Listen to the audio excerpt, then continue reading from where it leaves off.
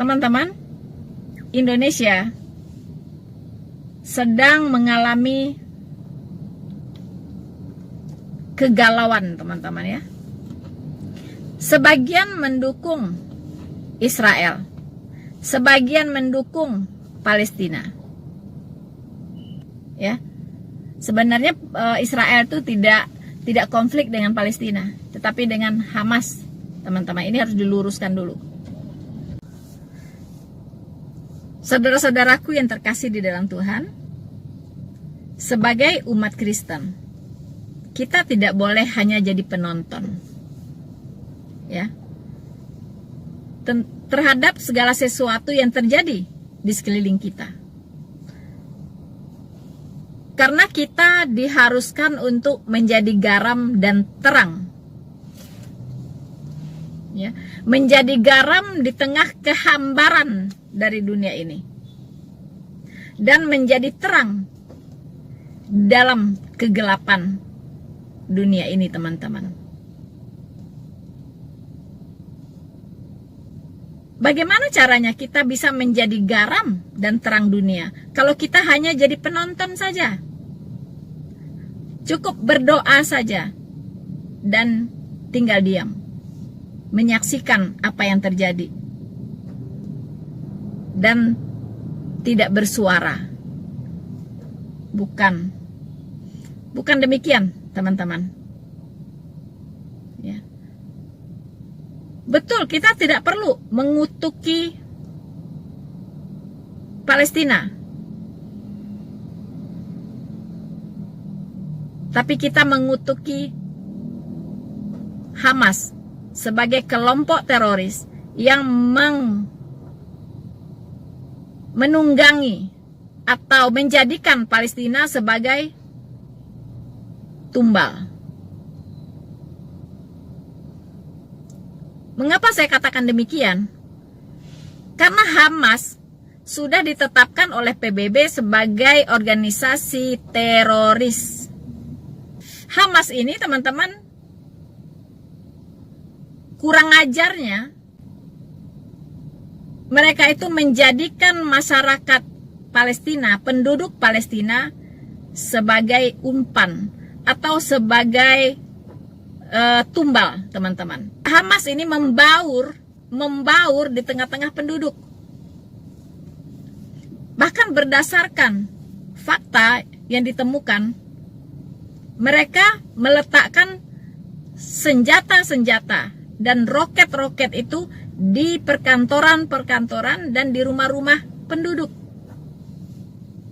Nah, kita tahu bahwa intelijennya Israel itu sangat canggih, mendeteksi di mana Hamas menyimpan senjata. Dan Israel bisa mendeteksi dari mana roket itu ditembakkan, diluncurkan. Ternyata, teman-teman, dari perkantoran, ya, bahkan dari rumah sakit. Nah, tapi Israel masih manusiawi, teman-teman. Sebelum dia menghancurkan tempat persembunyian senjata itu, dia kasih tahu dulu, ya, supaya gedung itu dikosongkan. Dalam hitungan sekian menit, ya, gedung ini akan kami ledakkan. Nah, jadi memang sasarannya Israel bukan masyarakat Palestina, tetapi Hamas dan persenjataannya, teman-teman. Nah, ini yang tidak diberitakan oleh media-media dalam negeri kita. Jadi media-media dalam negeri kita itu memberikan berita-berita yang sepihak, yang tidak imbang, teman-teman. Jadi maaf saja, kami, ya, para YouTuber, teman-teman, itu sangat berkepentingan untuk memberikan informasi-informasi yang lebih real di lapangan. Untuk apa? Untuk mengimbangi, sebagai informasi pengimbang, teman-teman, dari media-media yang ada di Indonesia. Nah, mengapa? Supaya masyarakat kita itu bisa lebih pintar, ya. Dia tidak tidak melakukan sesuatu tindakan, tidak menyimpulkan sesuatu karena kesalahpahaman. Apalagi melakukan suatu tindakan karena ketidaktahuan. Jangan sampai, ya. Jadi bangsa ini harus dicerdaskan dengan informasi-informasi yang benar, bukan yang hoax, teman-teman. Ya, jadi kita bersama-sama perlu menyikapi konflik ini secara proporsional dan profesional. Jangan juga tinggal diam. Ya, karena kalau kita tidak bicara yang benar, siapa lagi? Ya, kalau bukan kita yang memberikan pandangan-pandangan yang mencerahkan, siapa lagi?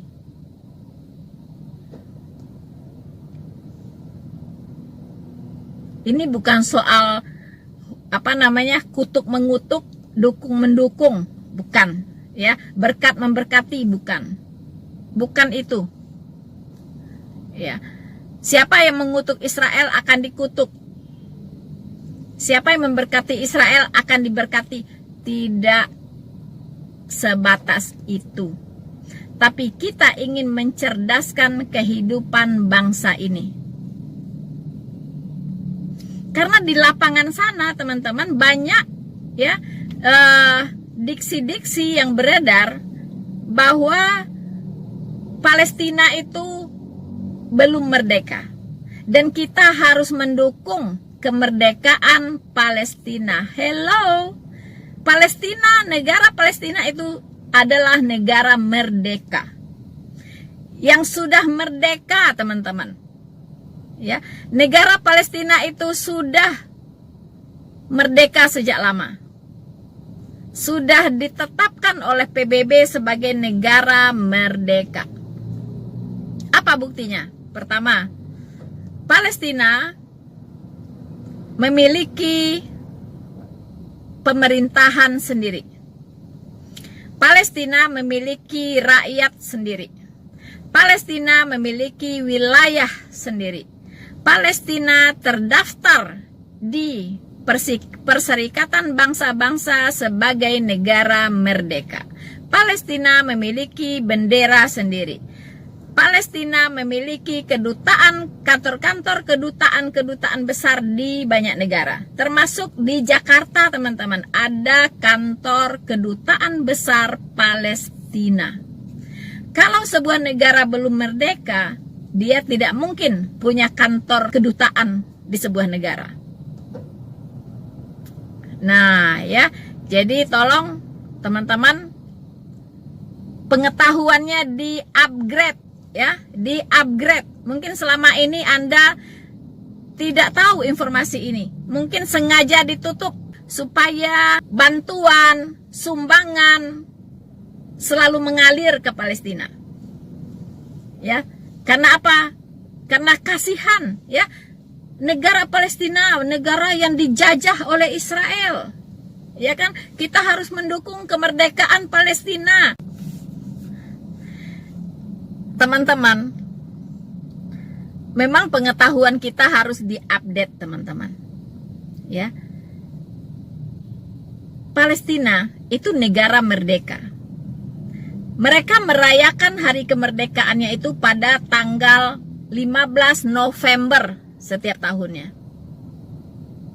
Dan PBB sudah mengakui, ya, Palestina adalah negara yang merdeka dan berdaulat.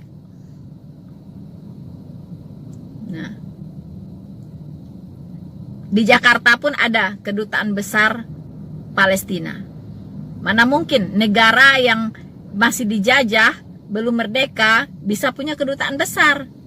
Ya, itu nggak ada logikanya, teman-teman. Mengapa sekarang tiba-tiba banyak yang kaget di Indonesia ini mendengar bahwa Palestina adalah negara merdeka? Selama ini ngapain aja gitu. Ya. Di dalam mindsetnya orang Indonesia, Palestina itu negara yang sedang dijajah. Karena itulah empatinya luar biasa begitu. Ya. Berbagai bantuan dikirim ke Palestina. Tetapi saya dengar pemerintah Palestina mengatakan dia tidak pernah menerima bantuan. Bagaimana tidak pernah? Ya, rumah sakit yang dari Indonesia pun itu berdiri di sana. Ya, dan saya lihat ada mobil ambulans sumbangan dari orang awak gitu ya, Sumatera Barat juga ya. Jadi ada ambulan khusus disumbangkan oleh orang-orang Sumatera Barat juga ada di sana.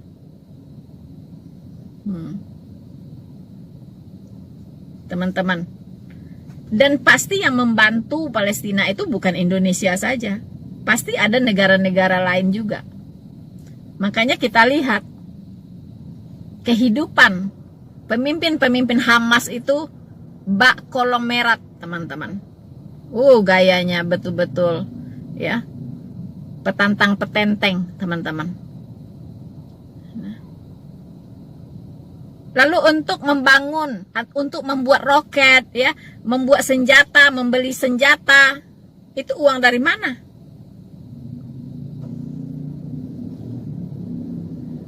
Nah, itu dia ya. Jadi memang seharusnya kita memang harus membantu yang lemah. Tapi kalau bisa bantuan itu jangan digunakan untuk hal-hal yang menghancurkan kemanusiaan. Ya. Yang akan menghancurkan peradaban. Begitu teman-teman. Jadi saya sendiri, saya sangat kasihan dengan bangsa Palestina sebenarnya. Sekiranya tidak ada Hamas di sana, ya, itu Palestina itu hidup berdampingan dengan Israel itu sangat akur, teman-teman. Ya, karena penduduk Palestina itu banyak bekerja di Israel, ya, dan UMR mereka jauh di atas Indonesia. Mereka bukan orang susah. Anda bisa lihat di TV-TV, ya, badan mereka sehat-sehat. Anda lihat anak-anak mudanya, bukan seperti orang-orang miskin di desa-desa kita di Indonesia ini, ya, yang kurang gizi, ya, kumuh, lusuh. Tidak, Anda lihat mereka seperti apa. Mereka bukan negara miskin, ya. Mereka bukan orang-orang susah di sana, bukan. Mereka bekerja di Israel itu gajinya besar loh. Dan bahkan mereka pergi kerja juga naik mobil, bukan naik motor, ya, atau jalan kaki atau naik andong. Mereka berkecukupan di sana, teman-teman. Ya, jadi mereka bukan orang yang berkekurangan. Jadi sebenarnya alih-alih mengalirkan bantuan ke sana, ya, mendingan membantu bangsa sendiri yang masih banyak kesusahan di negara ini. Ya kan? Masih banyak kesusahan, apalagi dengan adanya wabah COVID ini, teman-teman. Itu banyak sekali yang kehilangan pekerjaan, ya. Banyak sekali yang di PHK, ya, banyak sekali yang kehilangan penghasilan,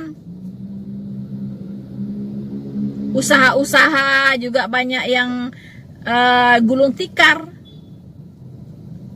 Rakyat Indonesia sangat membutuhkan bantuan. Mendingan Anda yang berkecukupan membantu yang berkekurangan. Kumpulkanlah tuh di jalan-jalan, di lampu merah, ya. Kumpulkan untuk saudara-saudara sebangsa dan setanah air kita yang berkekurangan. Daripada kirim ke sana untuk beli senjata, ya, untuk memperkaya Hamas. Untuk apa? Begitu, teman-teman. Bagi kita, bagi saya pribadi, teman-teman, tentunya saya kalau bicara Israel, saya lebih banyak bicara ke masalah rohaninya. Bagi saya, Israel sedang mengalami penggenapan nubuatan, terutama tentang menjelang akhir zaman, bahwa Israel akan dikembalikan oleh Tuhan ke asalnya. Mereka akan dipulihkan dan Tuhan akan mengasihi Israel melebihi kasih Tuhan sebelumnya. Karena apa? Karena Tuhan belum selesai dengan bangsa Israel. Tuhan masih punya janji yang belum tergenapi bagi bangsa Israel, yaitu janji keselamatan. Kita akan melihat melalui proses demi proses, bangsa Israel akan mengetahui bahwa Mesias yang dia tunggu-tunggu, yang mereka tunggu-tunggu sampai hari ini sudah datang, dan itu adalah Yesus Kristus. Dan Israel akan mengalami pertobatan massal dan menerima Yesus Kristus sebagai Tuhan dan Juru Selamatnya.